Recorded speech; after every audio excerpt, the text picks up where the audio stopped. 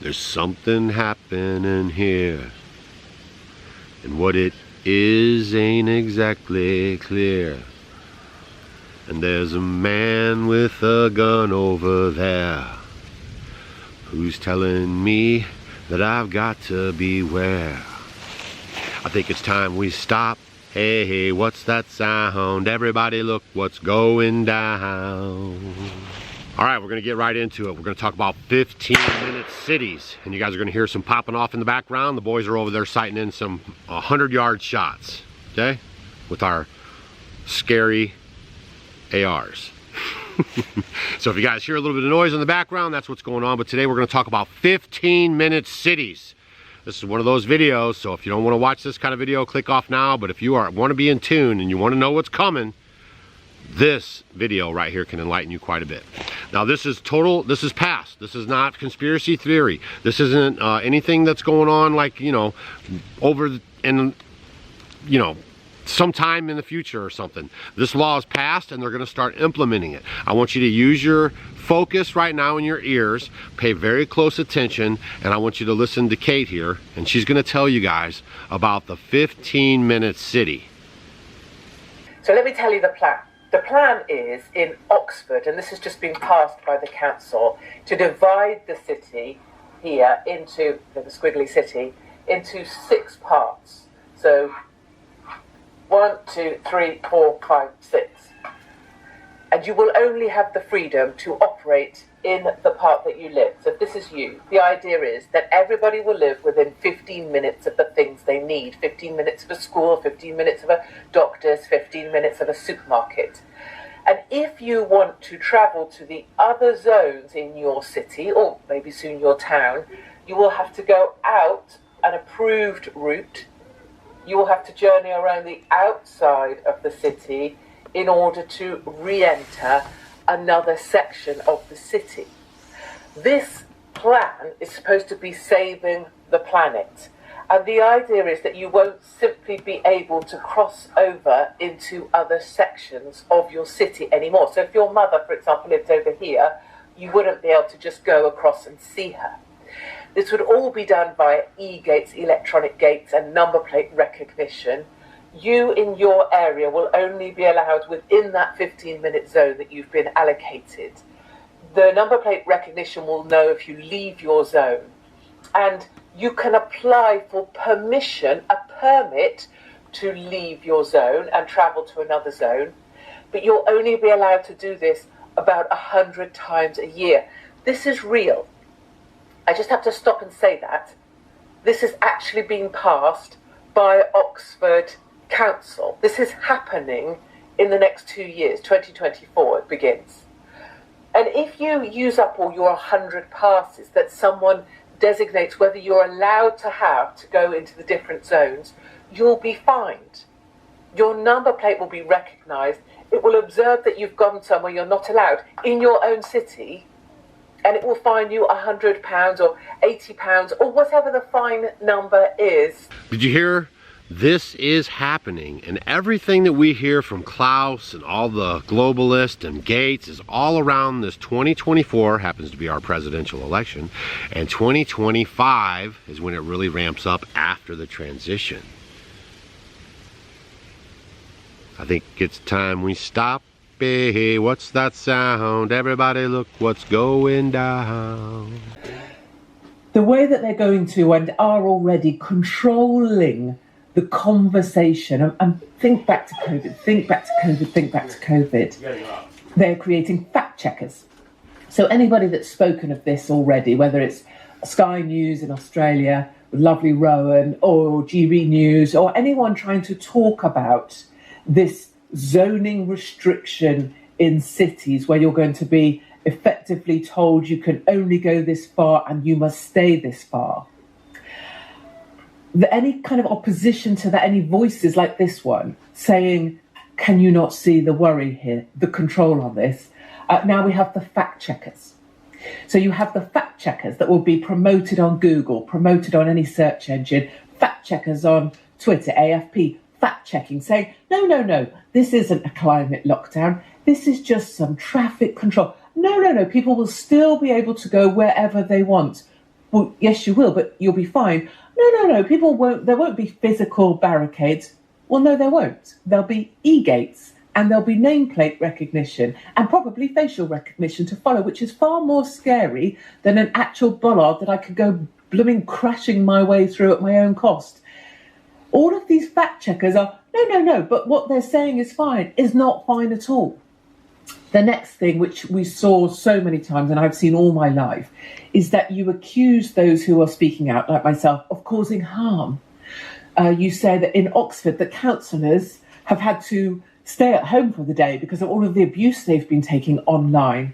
These extremists, these conspiracy theorists are threatening physical violence. You make it so that anyone speaking out against this is the enemy and may cause harm. And this maybe should be policed. And shouldn't we be policing the speech of those who speak out against 15-minute cities or being told you're not allowed to drive where you want to anymore? And the last thing is, just the labelling of people as conspiracy theorists means that you automatically dismiss them. So for me, I'm just a regular mum, pay my taxes. I can see that telling people where they can and can't drive is not okay. That becomes a conspiracy theorist. Just like it was racist was used to silence people who just had an opinion about something. This is another way of labelling people. Now I want to talk about the patterns. So if you are open-minded for one moment, let's see if you can see some of the patterns from COVID lockdowns repeating themselves with this traffic calming system that requires you to stay within 15 minutes of your home address and not cross over into your neighbour's turf. So one pattern is to create a morally superior rationale, a morally superior reason. So the reason that's given for these sort of things, it's never the actual reason, but the reason. So with COVID, it was stay home so you don't kill old people, a morally superior reason, right? Or interfering with Ukraine and Russia, morally superior reason. Oh, we're fighting for democracy. With this, it's, this is about the climate. And if you bring out of university people who truly believe, young people who truly believe, like the people who glued themselves to the pictures in the gallery, they truly believe they only have 5 years to live, that they believe that. This is the morally superior reason. We need to do this. We need to lock people down into 15-minute zones because we need to save the planet. Morally superior reason, right? 2, you sell it in softly. So as with COVID, you sell it in slowly, one thing at a time. So this has been going on in Oxford since 2015, but no one really noticed because silly councillors. And then 2019, another consultation.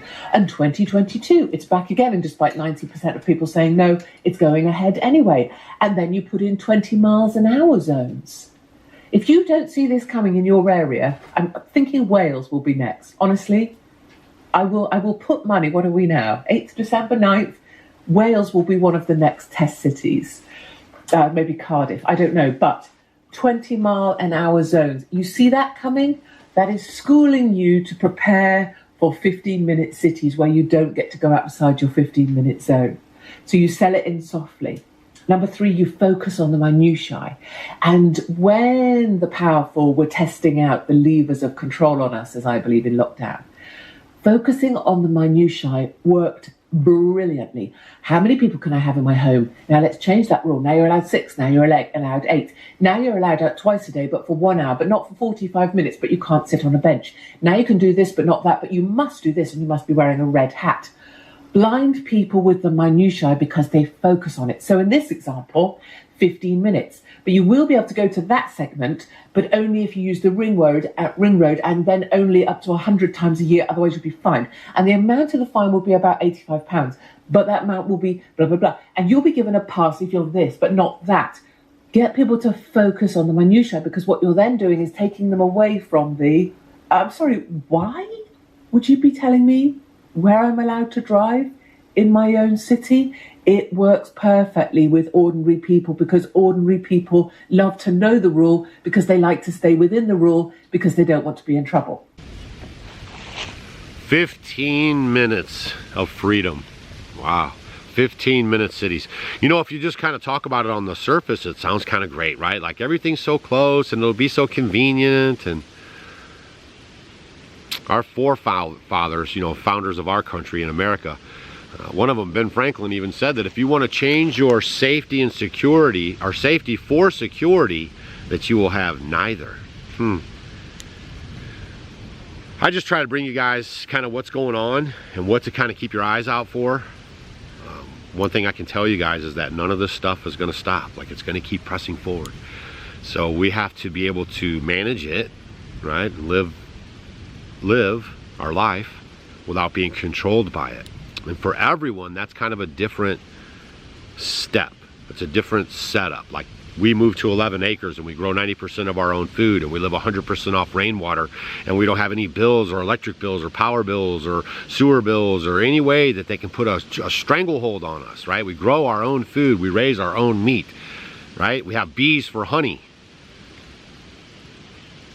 So we're pretty self-sufficient in that way. They can't lord over us like they did during the last couple of years and telling you what you can and cannot do and getting you caught up in the minutiae. I'm just trying to do my best not to spread fear, but to keep you guys a little bit ahead of what's going on so you can keep your preps up, so you guys can learn how to grow food. So if you're looking and eyeballing some property, maybe you step up your timeline, you know? If you're working for somebody, maybe you can figure out a way to work for yourself. Maybe. And that's the whole purpose of these videos. They are to kind of shake you along and just to say, hey, there's something happening here. And what it is ain't exactly clear. But we're giving away an F-150, a 2014, 4-door XLT, power windows, locks, tilt, cruise, the whole nine, right? It's got the 6-foot bed, in case that matters to you. And it's our truck that we've had for a long time, and we take good care of it.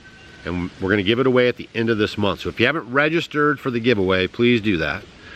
You have to go to offgridwithdougandstacy.com for the registration. And also, you have to be a subscriber to our YouTube channel. There they are, getting back at it. And you also have to leave comments on our videos so we know that you're here and you're paying attention. All right? And hopefully this is going to be a blessing to somebody, and we have a lot of cool stuff planned for 2023. If they're going to be that way, I'm going to be this way, and I'm going to help drag as many people out as I can, even if, no matter what it takes. So we're going to give away trucks and stuff to help make your guys' life even better instead of this negative, right? But you have to also stay focused on what's going on, because there could come a time when your voice needs to be heard, and we'll all need to be heard together. All right? You guys have a great day out there, and we'll see you on the next video. Oh, and share this video if you haven't heard this information before. Share the video with your friends and your family, just so they're in the know. You silence the opposition, so people like me, conspiracy theorists, you know, penalise them, demonetize them, call them nutters, make them anti, trying to keep people alive. Imagine them saying it's about climate lockdown when all it is just a little bit of e-gates and, you know, nameplate, number plate recognition. Oh, those crazy people. Make them nutters and promote people who love this stuff. Show people cycling, cyclists saying how lovely it is to be able to cycle about freely. You know, focus on promoting, and then, as with COVID, reward people who promote this stuff. So maybe if you promote it, you'll have special privileges, like the people in government who told us we had to be locked down, but then were partying themselves, or like the newsreaders who told us we had to stay indoors, but were caught in the pub or pissed off to Antigua. Silence opposition, promote those who will talk proudly about this, and give those who promote it special privileges. Okay, to the dark side. So what I believe and what I talk about are two different things, in the sense that I don't go to the dark side very often because it's too much. And what I'm trying to do is bring an audience with me. People who hate me, fine. People who like me, fine. People who agree with me sometimes and don't.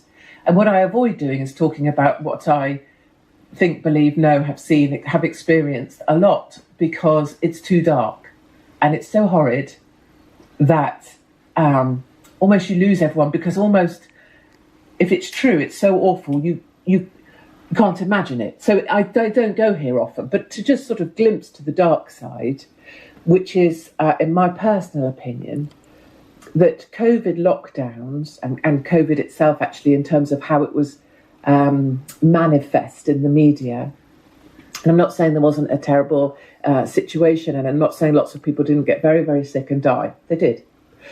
But the way it was manifest, I believe, was all about testing the levers of control. And the powerful across the planet got to see which levers worked best. So it was like testing the levers, like if you imagine driving a tractor that has lots of levers, or a digger. That's how it went. And you tested this lever and it did that. Okay. You tested this lever and it did that. And now we can use those levers to control people according to how governments, or rather global organizations, wish. So internalizing the problems into people's homes, that worked brilliantly. Clapping on doorsteps, genius. Taking Ukrainian refugees into your own homes, personalize it to people on their doorsteps, that worked great. And there'll be something about this driving restriction, climate lockdown, that will be personalised into people's homes. Maybe it will be a sort of measure of how many times you've kept within your distancing, smart meters for your own travelling. How many times have you used your 15-minute, limits this week? They will bring it into your homes like the way they do with the smart meters. Compliance. Pushing this idea that if you're compliant, you follow the rules, you do what you're told, your life becomes easier. But if you disobey, if you break the rules, we're going to crush you.